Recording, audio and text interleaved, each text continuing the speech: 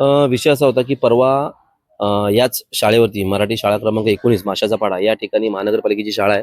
या शाळेच्या ठिकाणी आम्ही आलो होतो. आम्हाला असं माहिती पडलं होतं की इकडे या शाळेमध्ये 650 विद्यार्थी आहेत. त्या 650 विद्यार्थ्यांमध्ये 10 शिक्षक आहेत आणि 10च्या 10 शिक्षकांना एसआरची ड्युटी लावलेली आहे. तेव्हा आम्ही इथे आलो होतो. आमचे शहराध्यक्ष संदीप राणे साहेब आम्ही इथे आलो होतो आणि त्याचा जाब विचारण्यासाठी मी महानगरपालिकेमध्ये मंगळवारी चाललोय आणि संभाजी पानपट्टे साहेब यांच्याशी काहीतरी शहराध्यक्षांचं बोलणं झालेलं आहे. तो एक विषय होता. पण तेव्हा आम्हाला नंतर इथे आल्याच्या नंतर आम्ही जेव्हा शिक्षकांचं विचारलं, या 10 शिक्षक नेमके कोणत्या कोणत्या वर्गासाठी आहेत, काय काय जेव्हा विचारलं, तेव्हा आम्हाला असं माहिती पडलं की 8वी 9वी आणि 10वी या 3 वर्गांसाठी जे मुख्य मानले जातात या शालेय अभ्यास मतलब आपले जे मेन मानले जातात वर्ग 8वी 9वी आणि 10वी त्या 3 वर्गांना मराठी, इंग्लिश आणि गणित या 3 मुख्य विषयांसाठी ते शिक्षकच नाहीयेत. मग मी विचारलं शिक्षक नाहीत, मग त्यांना ते विषय कोण शिकवतं? तर आम्हाला असं कळालं की प्राथमिक जे काही माध्यम आहे त्या माध्यमाचे शिक्षक यांना इंग्लिश आणि गणित शिकवतात आणि जे कॉन्ट्रॅक्ट बेसिसवरती दुसरे विषय जे कोणी शिकवतात ते त्यांना मराठी शिकवतात. म्हणजे मीरा भाईंदरमध्ये महाराष्ट्रामधली मीरा भाईंदर महानगरपालिकेची अशी पहिली शाळा आहे ज्या शाळेमध्ये मराठी शाळा, ज्या मराठी शाळेमध्ये मराठी विषयाला शिक्षकच नाहीयेत.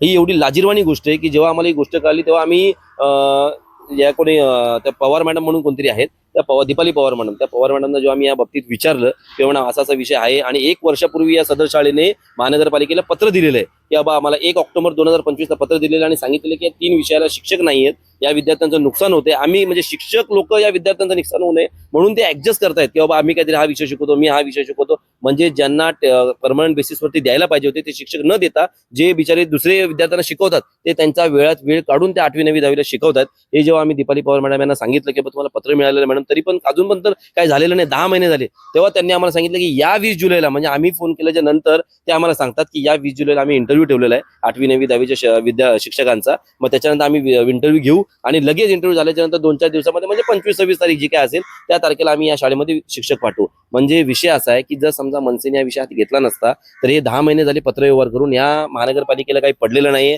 अधिकाऱ्यांना काही पडलेलं नाहीये, इकडच्या लोकप्रतिनिधींना पडलेलं नाही. लोकप्रतिनिधींना मी तुम्हाला एक गोष्ट सांगतो की इकडचे जे कोणी आमदार आहेत त्या आमदारांचे 146 आमदार त्या आमदारांच्या स्वतःच्या शाळा आहेत.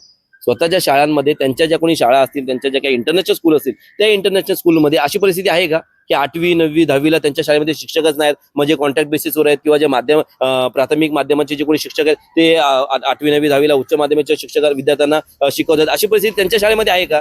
त्यांच्या शाळेमध्ये अशी परिस्थिती नसणार, कारण त्यांच्या शाळेमध्ये मोठ्या लोकांची मुलं येतात, त्यांच्या शाळांमध्ये श्रीमंत मुलं पालकांचे विद्यार्थी येतात. या शाळेमध्ये विचारणार कोण आहे? या शाळेमध्ये लोकप्रतिनिधी विचारले येत नाहीत, या शाळेमध्ये नगरसेवक इकडचे कोणी विचारले येत नाहीत की बाबा तुमच्या शाळेमध्ये शिक्षक किती आहेत, काय किती आहेत, विद्यार्थ्यांना नीट शिक्षण मिळतंय का? इकडचे लोकप्रतिनिधी काय करतात, जेव्हा ते गणवेश वाटपचा प्रोग्राम असेल ना तेव्हा चमकेशगिरीला शाळेमध्ये पोहोचतील की आमच्या हातातून आम्ही विद्यार्थी जसं काय यांच्या पगारातून यांच्या खिशातून देत आहेत ते लोक.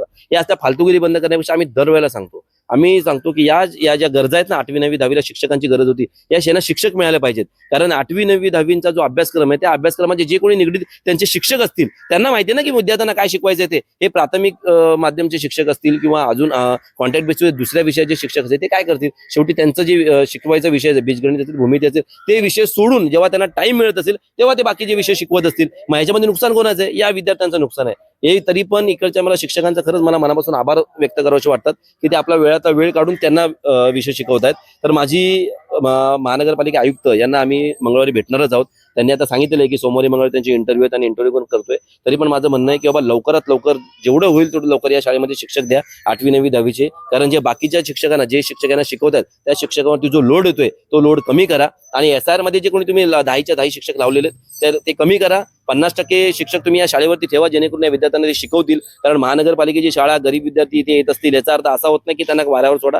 कारण जर तुम्ही त्यांना वाऱ्यावर सोडलं तर महाराष्ट्र नवनिर्माण आहेच या गोष्टीची दखल घेण्यासाठी आणि ती वारंवार घेतेच आहे. पण मला असं वाटतं या गोष्टी करू नका की जेणेकरून या गरीब विद्यार्थ्यांचं नुकसान होईल. कारण मी असं बघतोय की आता या मीरा भाईंदर मधून जी काही नंबर 1 ची मुलगी 10वीला नंबर 1 मध्ये मुलगी आली होती, पहिला क्रमांक मिळाला होता, ती महानगरपालिकेच्या शाळेचीच मुलगी होती.